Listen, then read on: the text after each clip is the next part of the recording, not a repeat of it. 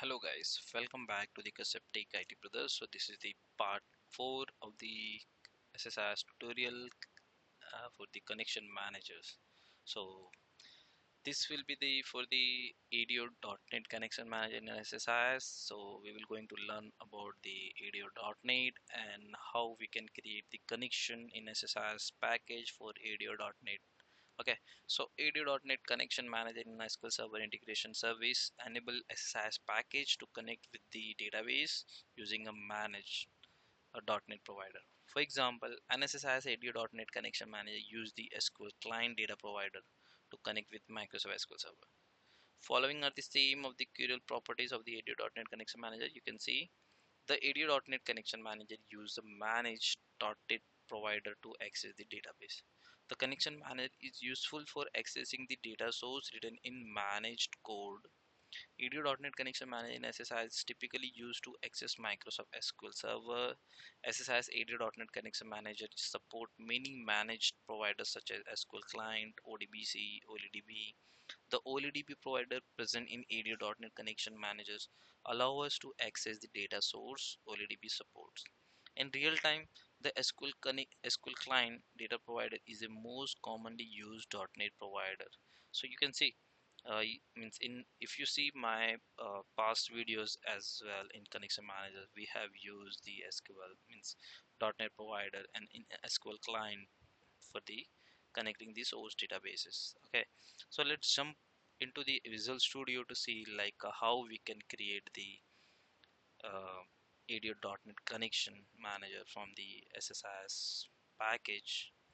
Okay, so let's jump to the Visual Studio. So here is the SSIS package. Like I have already created the one projects and I have packages as well, sample packages where we will going to create the you know ADO.NET connection manager. So there is a two-way, that is project level and package level. Okay, so let's start with the project level.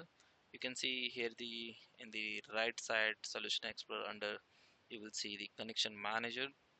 In the connection manager, just click on the right side new connection manager.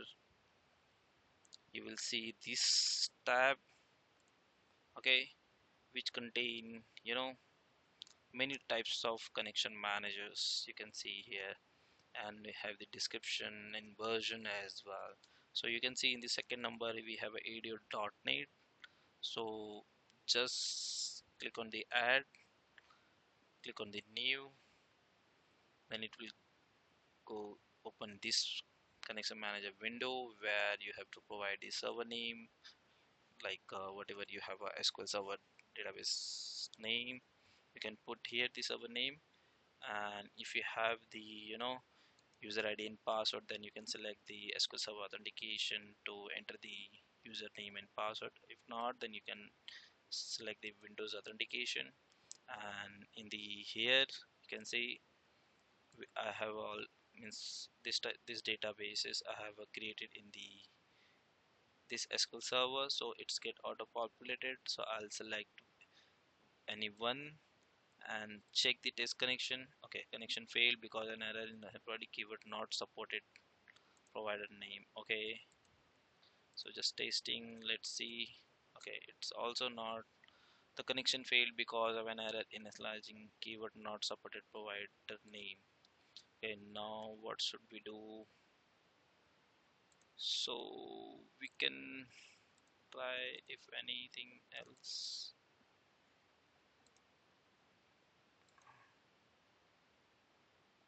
Okay, SQL client and select this one. Okay, okay, so by selecting this one, Microsoft SQL client data provider, okay, and this time it was connection successfully. Just click OK and click OK. The connection was created. And from the package level also, just click on anywhere in the blank area, you'll see new connection. Just click on the ADO.NET, add new, and select the provider, SQL client data provider, and make sure the data provider is supported in your Visual Studio version, then only it will accept the database connections. So just is the connection, click on the OK. So the connection has been created, and you can see here the package level it was created. So this is the way how we can create the connection for the ADO.NET.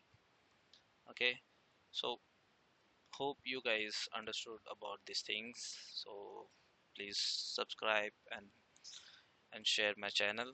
Thank you so much.